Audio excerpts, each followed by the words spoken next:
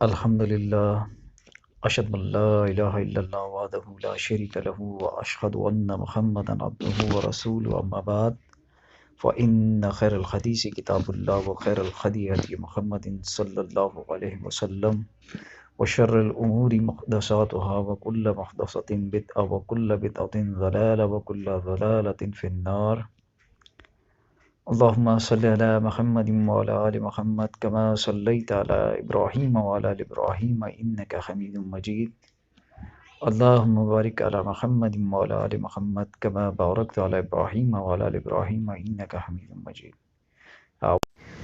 اعوذ باللہ السمیع العلیم من الشیطان الرجیم من ہمزہ ونفثہ ونفثہ بسم اللہ الرحمن الرحیم۔ قرآن مجید میں سورہ آل عمران میں اللہ تعالیٰ فرماتا ہے الذین ينفقون فی السراء والضراء والکاظمین الغیظ والعافین عن الناس واللہ یحب المحسنین واللہ یحب المحسنین۔ وہ لوگ جن کے لیے اللہ تعالیٰ نے جنت بنائی ہے، اللہ تعالیٰ ان لوگوں کے لیے فرما رہا ہے کیسے لوگ ہیں وہ، ان کی صفت کیا ہے۔ ترجمہ سن لیجئے اس آیت کا۔ اللہ تعالیٰ فرماتا ہے وہ لوگ کیسے ہیں جو ہر حال میں اپنے مال خرچ کرتے ہیں، چاہے وہ بدحال ہوں چاہے وہ خوشحال ہوں، اپنا مال اللہ کے راستے میں خرچ کرتے ہیں۔ جو غصے کو پی جاتے ہیں، تو انہیں غصہ آتا ہے تو غصے کو پی جاتے ہیں، اور دوسروں کے قصور معاف کر دیتے ہیں۔ ایسے نیک لوگ اللہ کو بہت پسند ہیں۔ سورہ آل عمران کی آیت نمبر 134 ہے۔ اللہ تعالیٰ معافی کو پسند کرتا ہے۔ اللہ ان لوگوں کو پسند کرتا ہے جو غصہ پی جاتے ہیں۔ اکثر آپ سنتے ہیں بعض لوگ کہتے ہیں ہم سے ناجائز بات برداشت نہیں ہوتی، ہم سے غلط چیز برداشت نہیں ہوتی۔ میرے محترم بھائیوں بہنوں، ناجائز چیزیں ہی تو برداشت کرنی ہوتی ہیں۔ بعض اوقات غلط چیز جو آپ کے سامنے ہو رہی ہے اس کو آپ برداشت کریں اور اس کو اچھے طریقے سے سمجھائیں، نہ کہ اس پر آپ غصہ کریں، چیخیں چلائیں۔ صحیح اگر بات ہوگی تو غصہ تو کسی کو بھی نہیں آئے گا، کوئی غلط بات ہوگی تو غصہ آئے گا نا، تو اس غصے کا استعمال آپ نے صحیح طریقے سے کرنا ہے، غصے کو پی جانا ہے۔ اگر کوئی آپ کے ساتھ زیادتی کر رہا ہے، کوئی آپ کے ساتھ غلط کر رہا ہے، کسی نے آپ کو دکھ دیا، کسی نے آپ کو تکلیف پہنچائی، تو آپ کو اسے معاف کر دینا چاہیے۔ اللہ تعالیٰ ایسے نیک لوگوں کو جو یہ کام کرتے ہیں بہت پسند کرتا ہے۔ قرآن مجید میں اللہ تعالیٰ بتا رہا ہے ان کی صفت۔ اللہ تعالیٰ بھی معاف کر دیتا ہے۔ ہم سے کتنی کوتاہیاں ہوتی ہیں، کتنی غلطیاں ہوتی ہیں، کبھی ہمیں ہماری غلطیوں پر، کوتاہیوں پر، قصور جو ہم کرتے ہیں، قصوروار ہیں بہت ساری چیزوں کے، گناہ ہم سے ہو جاتے ہیں سرزد، کہ اللہ ہمیں پکڑ لیتا ہے، اسی وقت سزا دیتا ہے۔ ہم پر اپنا غصہ جو ہے وہ غصے کا اظہار کرتا ہے، نہیں نا، اللہ معاف کر دیتا ہے۔ اور اللہ چاہتا ہے کہ آپ بھی معاف کر دیں اللہ کی مخلوق کو جو آپ کو تکلیف دے رہی ہے، جو آپ کو دکھ دے رہی ہے، جو آپ کو غصہ دلا رہی ہے۔ ان کے غصہ دلانے کے باوجود آپ اس غصہ نہ کریں، غصے کو پی جائیں اور ان کو معاف کر دیں جو آپ کو تکلیف پہنچا رہا ہے، دکھ پہنچا رہا ہے۔ حضرت ابو موسیٰ رضی اللہ تعالیٰ عنہ روایت کرتے ہیں اس حدیث کو، صحیح مسلم کی حدیث ہے، اللہ کے رسول صلی اللہ علیہ وسلم نے فرمایا اللہ تعالیٰ رات میں اپنا ہاتھ پھیلاتا ہے تاکہ دن میں گناہ کرنے والا توبہ کر لے۔ بتائیے، ہر رات اللہ تعالیٰ اپنا ہاتھ پھیلا دیتا ہے۔ اس کا ہاتھ کی کیا کیفیت ہے اللہ بہتر جانتا ہے۔ ہمارا ایمان ہے اس حدیث میں، وہ رب کائنات ہے جس نے پوری کائنات کو بنایا، وہ ہر ہاتھ پھیلاتا ہے تاکہ دن میں گناہ کرنے والا توبہ کر لے، اللہ سے معافی مانگ لے اور اللہ اسے معاف کر دے، اور دن میں اپنا ہاتھ پھیلاتا ہے تاکہ رات میں گناہ کرنے والا توبہ کر لے، اللہ اس کی بھی توبہ کو قبول کر لے۔ اللہ تو موقع ہمیں فراہم کر رہا ہے، اپنی رحمت کے بارے میں بتا رہا ہے اپنے نبی صلی اللہ علیہ وسلم کے ذریعے۔ اللہ کے رسول صلی اللہ علیہ وسلم مزید فرماتے ہیں یہاں تک کہ سورج مغرب سے طلوع ہو جائے، مغرب سے نکل جائے، اس وقت پہ توبہ کے تمام دروازے بند ہو جائیں گے۔ لیکن اللہ کیا کر رہا ہے؟ معافی کرنے کو پسند کرتا ہے، معاف کر رہا ہے۔ تو ہمیں اللہ کے رسول صلی اللہ علیہ وسلم کی ان تمام باتوں کو اپنے ذہن میں رکھنا چاہیے۔ بخاری اور مسلم کی ایک اور حدیث ہے، حضرت عائشہ رضی اللہ تعالیٰ عنہ، میری اور آپ کی ماں، تمام امت کی ماں، فرماتی ہیں کہ رسول کریم صلی اللہ علیہ وسلم نے فرمایا جب بندہ اپنے گناہ کا اعتراف کرتا ہے اللہ کے سامنے اور پھر توبہ کرتا ہے تو اللہ تعالیٰ اس کی توبہ قبول کر لیتا ہے۔ جب اللہ تعالیٰ کے ساتھ آپ کوئی اپنی جان پر ظلم کر بیٹھتے ہیں اور اللہ سے اس ظلم کا جو اپنی جان پر آپ حقیقت میں کر بیٹھتے ہیں، جو گناہ کر بیٹھتے ہیں، اور اس کا اظہار کر کر اس سے معافی مانگتے ہیں تو اللہ معاف کر دیتا ہے۔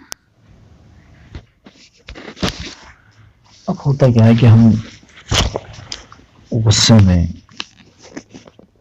کیا کرتے ہیں کہ آپس میں ایک دوسرے سے تعلقات خراب کر لیتے ہیں، اپنے مسلمان بھائی، مسلم بھائی سے ملنا جلنا چھوڑ دیتے ہیں، اس سے خفا رہتے ہیں، ناراضگی کا اظہار کرتے ہیں، سلام کرنا چھوڑ دیتے ہیں۔ ابو داؤد کی حدیث ہے، سند اس کی صحیح ہے، اللہ کے رسول صلی اللہ علیہ وسلم نے فرمایا کسی مسلم کے لیے، مسلمان کے لیے مناسب نہیں ہے کہ وہ 3 دن سے زیادہ کسی مسلم بھائی سے ملنا جلنا چھوڑ دے۔ جب وہ مسلم سے کہیں ملے جو اس سے خفا ہے، جو اس سے ناراض ہے، اسے چاہیے کہ اسے 3 مرتبہ سلام کرے، اور اگر وہ 1 مرتبہ بھی جواب نہ دے تو وہ جواب نہ دینے والا اس کا گناہ کا وبال لے کر وہاں سے لوٹے گا۔ یہ آپ صلی اللہ علیہ وسلم کے الفاظ ہیں۔ اور آج آپ اپنی حالتیں دیکھیں، اپنے سگے بھائی، سگی بہنوں سے مہینوں سالوں بات چیت نہیں کرتے، شکل دیکھنا ان کی پسند نہیں کرتے، اور اللہ کے رسول صلی اللہ علیہ وسلم ہمیں بتا رہے ہیں 3 دن سے زیادہ ملنا جلنا چھوڑنا نہیں چاہیے۔ اسے سلام کریں، 3 بار سلام کریں، اگر وہ جواب نہیں دیتا تو وہ وال لے کر لوٹے گا، لیکن آپ نے اپنی ذمہ داری پوری رکھنی ہے، اپنا اچھا رویہ اس کے سامنے پیش کرنا ہے۔ تو یہ غصہ جو ہے، جو حرام ہے، کیوں حرام ہے؟ کیونکہ نقصان پہنچاتا ہے، رشتوں میں درار ڈال دیتا ہے، دوستیوں میں کو نفرت میں بدل دیتا ہے۔ اللہ کے رسول صلی اللہ علیہ وسلم نے فرمایا، صحیح سند کے ساتھ حدیث ہے کہ پہلوان وہ نہیں ہے جو پچھاڑ دے، یعنی جو جیت جائے، جب اس کی کشتی ہو تو وہ ہرا دے کسی کو، پہلوان وہ نہیں ہے۔ آپ صلی اللہ علیہ وسلم نے فرمایا بلکہ پہلوان وہ ہے جو غصے کو پی جائے۔ تو غصے کو پی جائیں، اللہ تعالیٰ کی محبت آپ کو مل جائے گی، اللہ آپ سے محبت کرنے لگے گا۔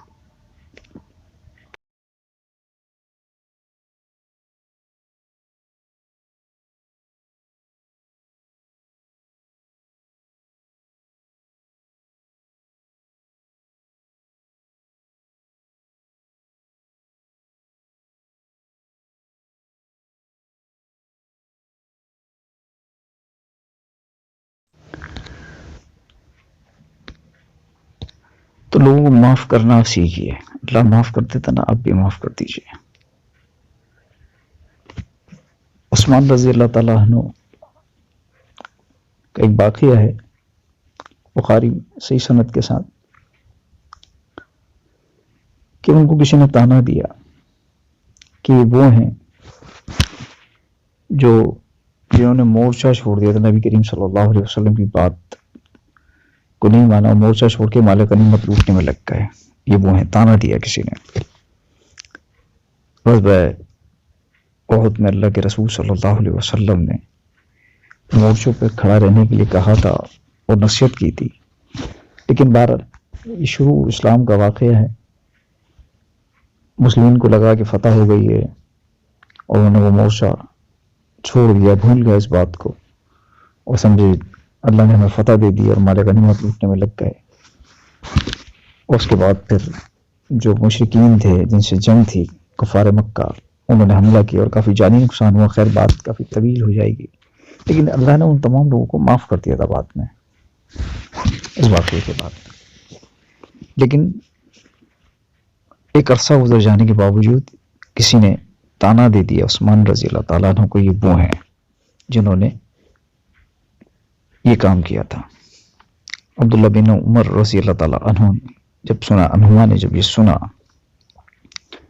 تو کہا اللہ معاف کر دیتا ہے، تم معاف نہیں کرتے.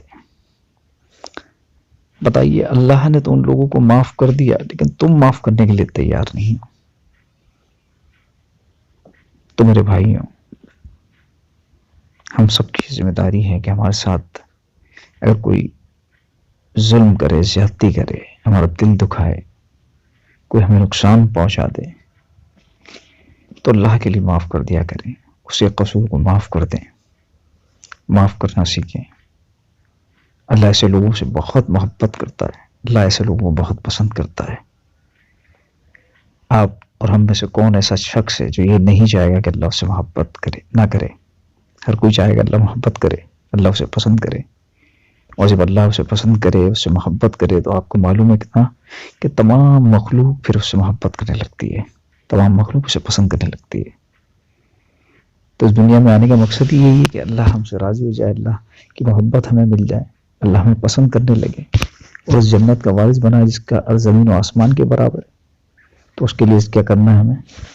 ہمیں اس کے لیے ہر وہ کام کرنا ہے جس سے اللہ ہم سے راضی ہو جائے. اور ایک بڑا اہم چیز ہے یہ کہ درگزر کرنا سیکھیے. آپ سوچتے رہیں گے اندر اندر، غصہ کرتے رہیں گے، اس سے ہوگا کہ آپ کی صحت خراب ہوگی. غصہ حرام ہے، سنتے ہیں تو غصے کو پی جانا کیا ہے کہ وہ شیطان کا جو دروازہ کھل جاتا ہے، آپ اس دروازے کو بند کر دیتے ہیں. شیطان پھر آپ پر غلبہ نہیں پا سکتا. تو میرے بھائیوں، یہ جو قرآن اور حدیث کی باتیں آپ تک پہنچتی ہیں مختصر ایک 10 15 12 منٹ کے درس میں، بہت سارے ہمارے علماء کرام یہ کام کر رہے ہیں اور آپ سن بھی رہے ہیں، تو اس پر عمل کرنے کے لیے یہ ساری چیزیں.